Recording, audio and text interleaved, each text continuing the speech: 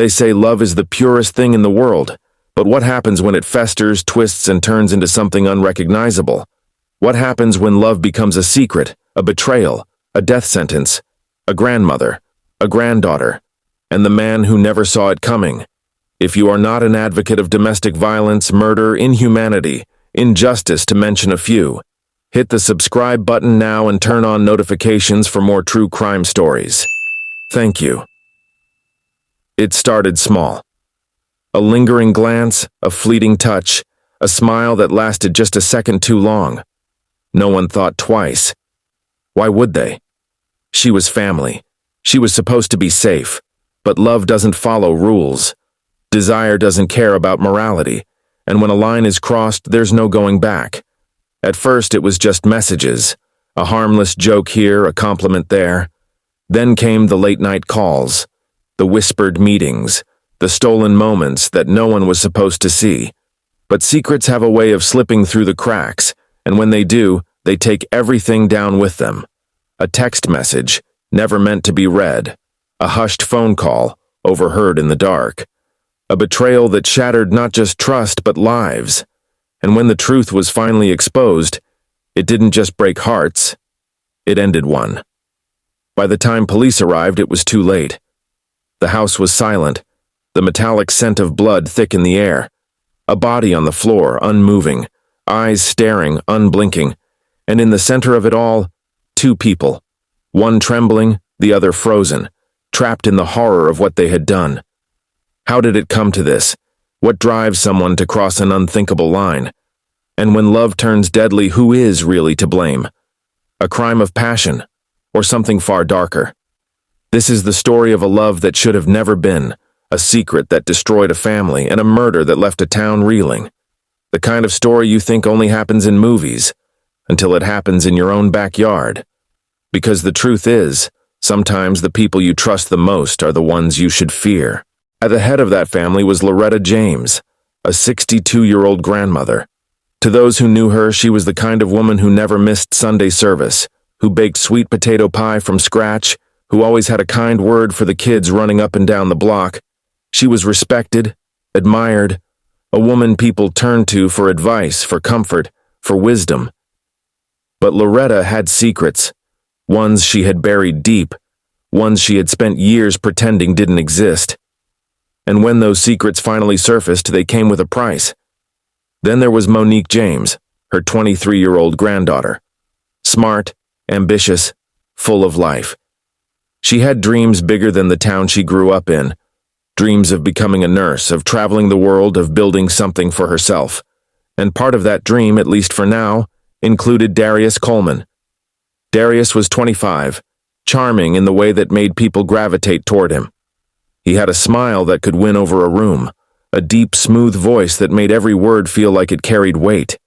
He wasn't perfect, but he was trying. Working 2 jobs, saving up, making plans for a future with Monique. Everyone thought they were a perfect couple, young, in love, ready to take on the world together. When Monique first introduced Darius to her family, it was just another Sunday gathering, the kind they had all the time. Her mother, her cousins, her aunts and uncles, everyone was there, including Loretta. The first meeting was nothing unusual.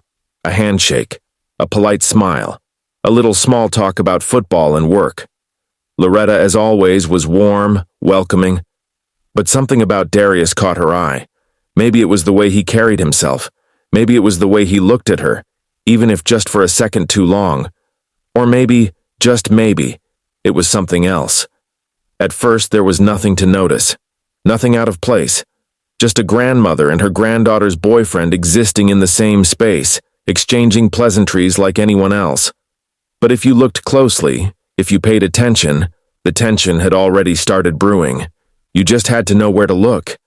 It was in the way Loretta lingered a little too long when saying goodbye, the way her eyes followed him when no one else was watching, the way Darius, unknowingly or not, responded. A glance, a smirk, a moment that should have meant nothing but somehow meant everything. Weeks passed and things carried on as usual. Family gatherings, Sunday dinners, game nights. Monique was happy, oblivious. She had no reason to think twice about anything. Why would she? Because the idea of her grandmother, her beloved, respected grandmother, doing something unthinkable, it wasn't even a possibility. But possibilities don't have to be imagined to become real, and soon what started as nothing would become something neither of them could walk away from. Loretta James had always carried herself with grace, with dignity. She had lived a life filled with responsibility, raising her children, then helping raise her grandchildren. She had long accepted that her days of romance, of passion, of feeling desired were behind her. It was just the natural course of life. But Darius Coleman, he made her feel something she hadn't felt in years. It wasn't just his youth, his confidence, his effortless charm. It was the way he listened to her, the way he laughed at her jokes, the way he made her feel like a woman again, not just a grandmother, not just someone past her prime. And that feeling, once awoken, was hard to ignore. It began as casual conversation. At family gatherings, Loretta would find herself sitting next to Darius, drawn to his energy, his presence. They talked about everything, music, food, even his childhood. She told herself it was innocent, that she was just being friendly. But then the conversation stretched longer. A text message here, a phone call there. It wasn't long before they found themselves stealing moments away from the rest of the family. A quick chat in the kitchen while Monique was in the other room. A conversation on the porch, just the two of them, while everyone else laughed inside. And then, the first touch. It wasn't planned. It wasn't even intentional. Loretta had reached for something, maybe a dish, maybe a napkin, and Darius's hand brushed against hers. It should have meant nothing. But the air shifted. The way he looked at her, the way she held her breath for just a second too long, something unspoken passed between them. From that moment, it was no longer innocent. Darius started texting Loretta directly. At first, it was small talk, checking in, asking about her day. But the messages became more frequent, more personal. Compliments, little confessions, a shared joke about something no one else would understand. And then, late one night, his name lit up her phone. She hesitated before answering, staring at the screen, heart pounding. When she finally picked up, there was silence on the other end. A deep breath. "I can't stop thinking about you." Loretta closed her eyes, gripping the phone tighter. She should have ended it right there. She should have shut it down, reminded him who she was, who he was. But instead, she whispered back, "Me neither." That call changed everything.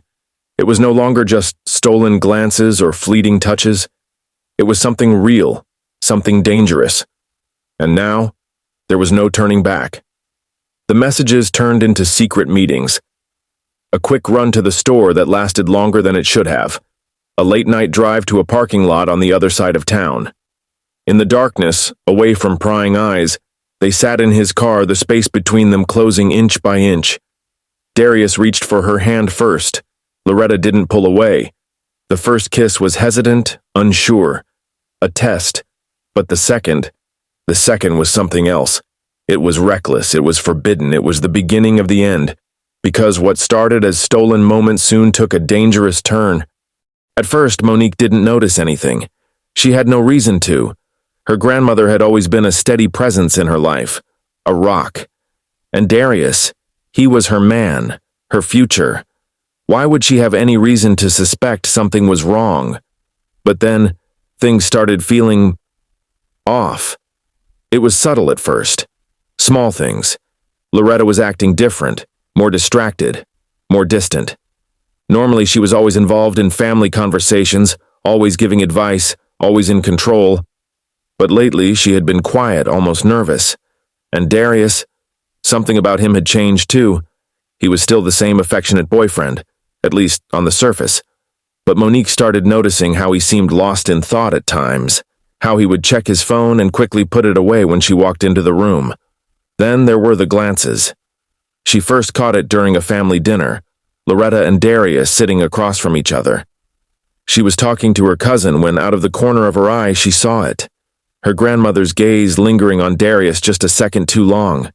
And then, something even stranger. Darius looking back at her. a knowing look passing between them. It was so fast that Monique almost convinced herself she imagined it. Almost. But the feeling didn't go away. Loretta started going out more, running errands at odd times, dressing a little nicer than usual. Monique chalked it up to her just wanting to take care of herself, but then she noticed something else. Her grandmother was texting. A lot. It wasn't unusual for Loretta to be on her phone, but Monique noticed how quickly she would put it away whenever someone entered the room, how she would smile at the screen, then wipe the look from her face the moment she realized she wasn't alone. And then there was Darius. One night they were lying in bed when his phone buzzed. Normally he would check his messages right in front of her, unbothered. But this time he shifted, angling the screen away from her view. Monique raised an eyebrow. "Who's that?" Darius hesitated, just for a second. But that second was enough.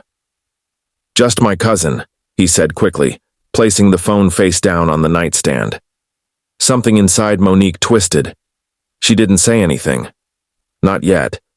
But she started paying closer attention. Over the next few days, she noticed more.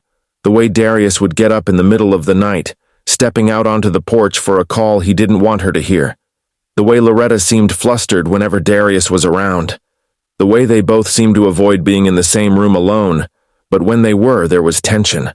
Something unspoken. She felt crazy even thinking it. This was her grandmother. This was her boyfriend. There was no way. But the feeling wouldn't go away. One evening, Monique met up with her best friend, Tasha. They had been close since high school, the kind of friends who told each other everything. Sitting across from each other at their usual spot, a small cafe just outside town, Monique hesitated before speaking. "I think something's going on," she finally said. Tasha leaned in. "What do you mean? Like, cheating?" Monique exhaled, playing with the straw in her drink. "I don't know, Darius has been acting weird, and my grandma, I don't know. I think I'm overthinking it, but something don't feel right." Tasha studied her for a moment, then lowered her voice. "You gotta trust your gut, girl. If something feels off, it probably is. You need to find out for sure." Monique frowned. "How?" Tasha smirked. "Check his phone. See who he's texting. Or better yet, check hers." Monique felt her stomach flip. She wanted to trust them. She didn't want to be the paranoid girlfriend, the suspicious granddaughter. But the more she thought about it, the more she knew she had to find out. That night, as Darius slept beside her, she reached for his phone. Her hands were shaking. She knew this was a line she shouldn't cross, but she needed answers. She tapped the screen. Locked. Her heart pounded as she glanced at him. He was still asleep, his breath steady. She turned to his nightstand where his phone charger sat, and then she saw it. A second phone. One she had never seen before. Her chest tightened. Darius didn't have a second phone, at least not one he ever mentioned. Monique reached for it, hands clammy, nerves on fire. She pressed the power button and the screen lit up. A message popped up. From Loretta. "Same time tomorrow?" Monique's breath caught in her throat. She felt the room spin, her pulse pounding so loudly she thought it might wake him up. She read the message again. "Same time tomorrow?" Her fingers trembled as she scrolled up, dreading what she would find. What she discovered would shatter her world. Monique sat there in the dark, phone in her trembling hands, her mind racing faster than she could control. She could hear Darius breathing beside her, oblivious, asleep. Her grandmother. Her man. She scrolled up, fingers moving numbly, heart pounding so loudly she could barely hear her own thoughts. The messages went back weeks, maybe months. Loretta. Can't stop thinking about last night. When can I see you again? Darius. I miss you too. Tomorrow? Same place? Loretta. You know what you do to me, baby. Darius. I need you. Monique felt like she was going to be sick. She couldn't breathe. This wasn't just flirting. This wasn't just some mistake. This was a full-blown affair. She scrolled through pictures, Nothing explicit, but close enough. A shot of Loretta's hand on Darius's thigh. A selfie Darius had sent her, shirtless. Then, the worst of it, a voice message. Her fingers hovered over it. She knew she shouldn't. She knew she didn't want to hear it, but she had to. She pressed play. Loretta's voice, breathy, soft, something Monique had never heard from her before. I can't wait to feel you again, baby. Same time tomorrow? Monique's whole body went cold. She couldn't move, couldn't think, couldn't believe what she was seeing, what she was hearing. She looked at Darius, sleeping so peacefully beside her. She looked at the phone, at the proof of her worst nightmare. Then something in her snapped. With one swift motion, she grabbed the phone and threw it across the room. It hit the wall with a crack, startling Darius awake. What the hell? Darius sat up, rubbing his eyes. But Monique was already on him, shoving his chest, her voice shaking with rage. How long, Darius? How long have you been sleeping with my grandmother? His whole body stiffened. What? Baby, what are you talking about? Monique screamed. Don't lie to me, I saw it! I saw the messages, I heard the voice note, how long? Darius paled. His mouth opened, then closed. He looked around, like he was trying to find an escape. Monique, listen, it's not what you think. She slapped him hard. He barely flinched. Not what I think. My grandmother, my own grandmother Darius. Tears blurred her vision, rage and heartbreak mixing into something uncontrollable.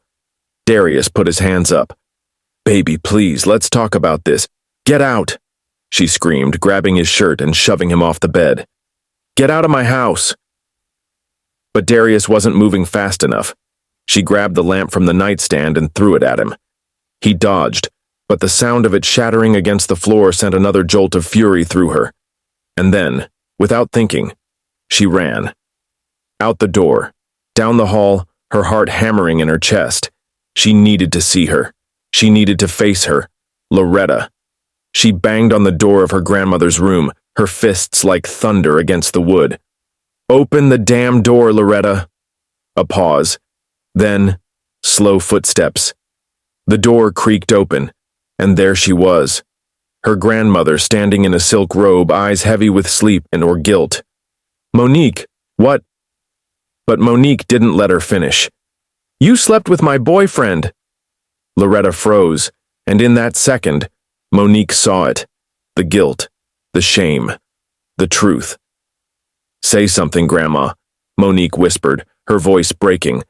Loretta's eyes dropped, and that silence, it said everything. Monique lost it.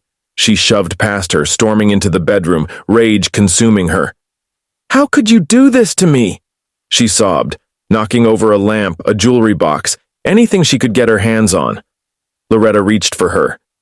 Baby, please, don't touch me. Loretta flinched. Was it fun? Huh? Did it make you feel young again? Was it worth it? Loretta's face crumpled. I never meant to hurt you. Monique laughed, a cold, bitter, broken sound. You never meant to hurt me? She spat. Then why'd you do it? Loretta was silent. Answer me. Tears welled up in Loretta's eyes. I don't know. Monique shook her head, breath ragged. You don't know? You don't know? You ruined my life and you don't know? Loretta reached for her again, but Monique recoiled like she'd been burned. You're disgusting, she whispered, voice shaking. Loretta closed her eyes, the weight of it sinking into her bones. Outside, the house had gone silent. The family had gathered in the hallway, faces pale, mouths open in shock. They had heard everything. Monique turned, her body trembling. You don't exist to me anymore. She stormed past Loretta, past the shocked faces of her family, past the house that no longer felt like home. She needed to leave, because if she stayed a second longer, she might not be able to control what happened next. The house was silent, but the air was thick with betrayal, with rage, with something no one could name. No one spoke about what had happened. Not really. The confrontation had shattered the family, left everyone picking up the pieces of something too broken to fix.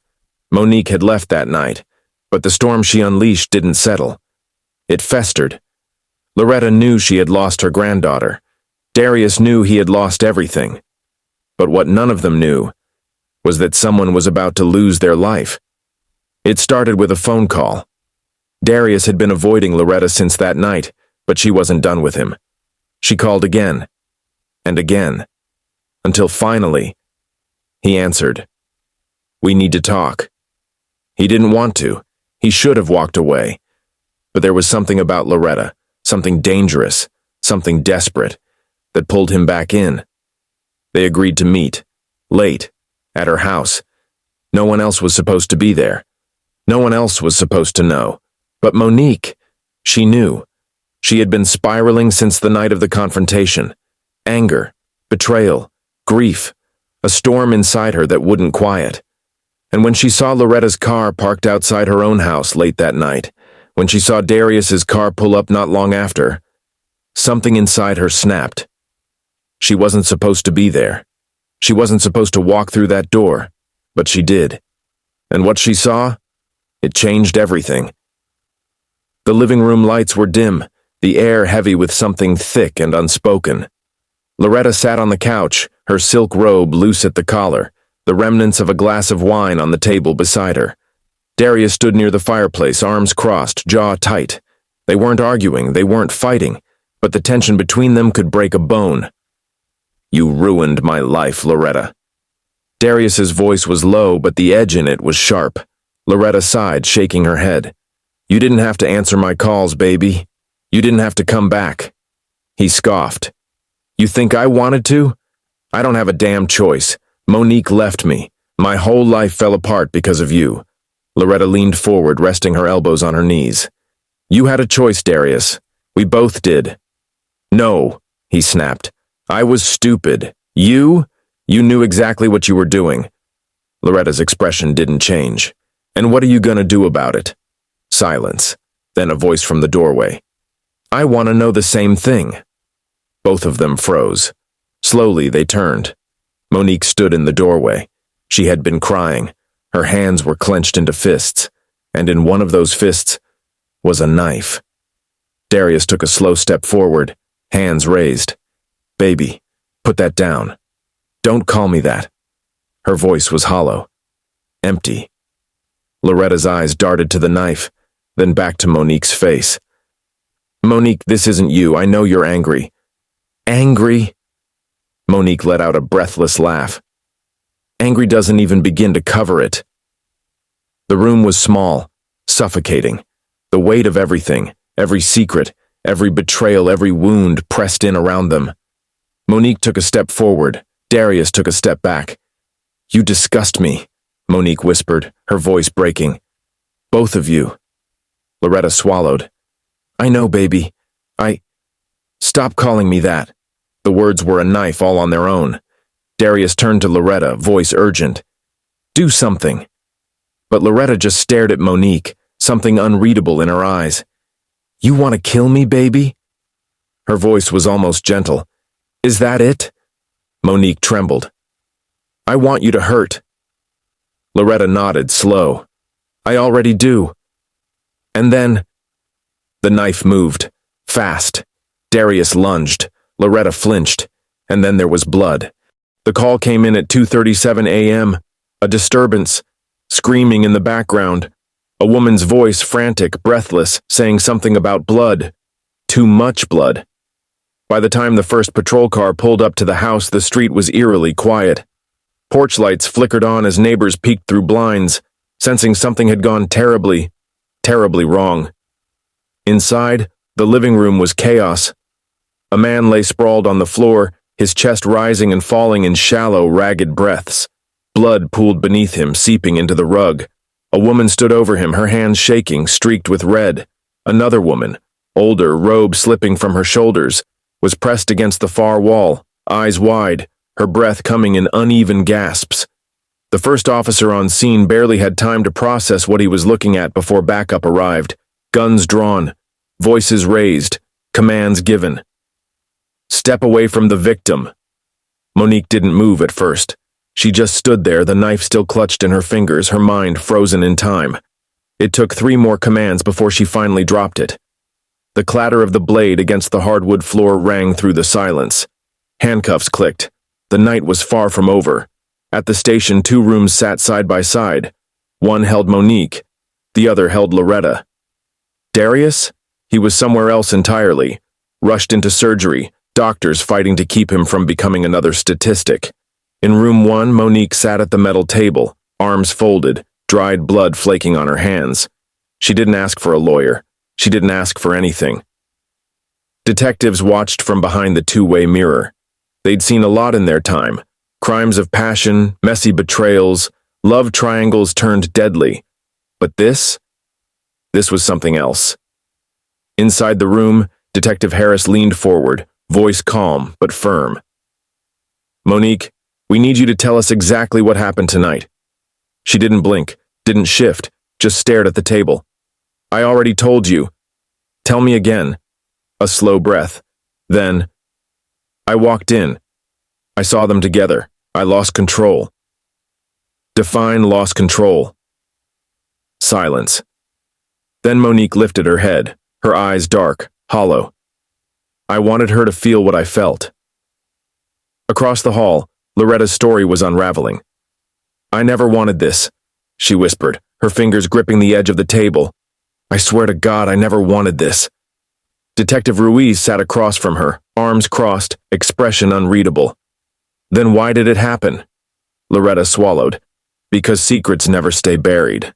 Ruiz flipped open a folder.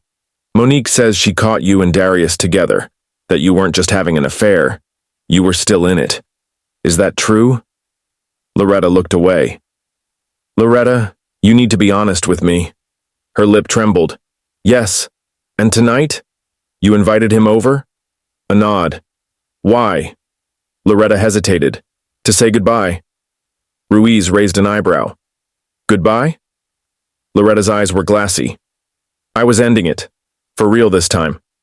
The detective studied her. "And you expect me to believe that Monique just happened to walk in right at that moment?" Loretta's throat tightened. "It wasn't supposed to happen that way."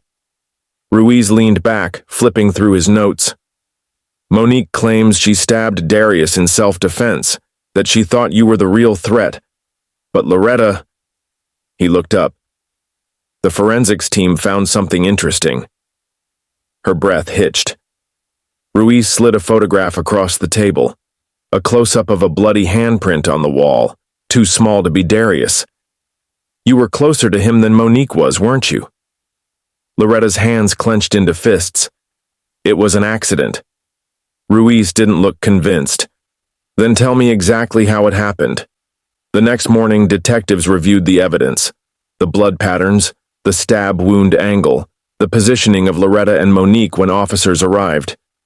Darius had been stabbed twice, once in the chest, once in the abdomen. Monique sat at the defense table, hands clasped tightly in her lap. She had been warned not to react, not to show too much emotion. But as the prosecution laid out their version of events, it was impossible not to feel the eyes on her, branding her as a woman scorned, a jealous lover driven to violence. "The defendant acted in a fit of rage," the prosecutor declared, pacing before the jury. "She walked into that house knowing exactly what she was about to do. This was not an accident. This was not self-defense. This was cold-blooded, calculated retaliation." She turned, pointing toward Monique. "Ladies and gentlemen, this is not just a crime of passion. This is an execution." Gasps rippled through the crowd. Monique's attorney, a middle-aged man with sharp eyes and a calm demeanor, slowly stood. "Objection, Your Honor. Prosecution is exaggerating the facts." The judge nodded. "Sustained. Stick to the evidence, counselor." The prosecutor barely flinched. She didn't need to embellish the facts because, as far as the jury was concerned, the facts were damning enough. Monique wasn't a murderer. At least that's what her lawyer argued. She had gone to that house out of heartbreak, not hatred. She had seen something she never should have seen. She had lost control for a moment. A single, irreversible moment. But it hadn't been premeditated. It had been human. "What would you do?" the defense attorney asked the jury. "If you walked into your own home and saw the 2 people you trusted most betraying you in the worst possible way?" He let the question hang in the air, watching their faces. Would you cry? Would you scream? Would you run? Or would you fight? And her testimony? It changed everything. She took the stand slowly, her once proud posture replaced by something weary, something broken. Her eyes met Monique's for the briefest moment before she looked away. Mrs. Carter, the prosecutor began, can you tell the court what you saw that night? A pause, then a deep breath. I saw my granddaughter stab the man she loved. Cold, clear. Director. The jury didn't blink. Did you try to stop her? Loretta swallowed. I didn't have time. The prosecutor nodded, pacing. And after Darius fell, what happened next? Silence. Then, she turned the knife on me. The courtroom erupted. Monique's head snapped up, eyes wide, face draining of color. That's a lie, she burst out, her voice shaking. The judge slammed the gavel. Order! Order in the court! But the damage had been done. Loretta had just painted a picture of a woman so blinded by rage that she had turned on her own blood. And for the jury, that was enough. The sentence came 15 years. 15 years for a crime of passion. For a moment of rage. For a love that was never meant to be. Darius left town not long after, his reputation in ruins, his life forever marked by what had happened in that small living room. Loretta? She never spoke of that night again. She moved away, her once respected name now tainted by scandal, her family shattered beyond repair. And Monique? She sat behind bars, staring out at a world she would not touch again until she was well into her 40s. She had time to think, time to wonder, time to ask herself the question that no one could answer. Was it worth it? But the truth was, there was no answer. Because this was more than just a murder. It was a betrayal that destroyed an entire family,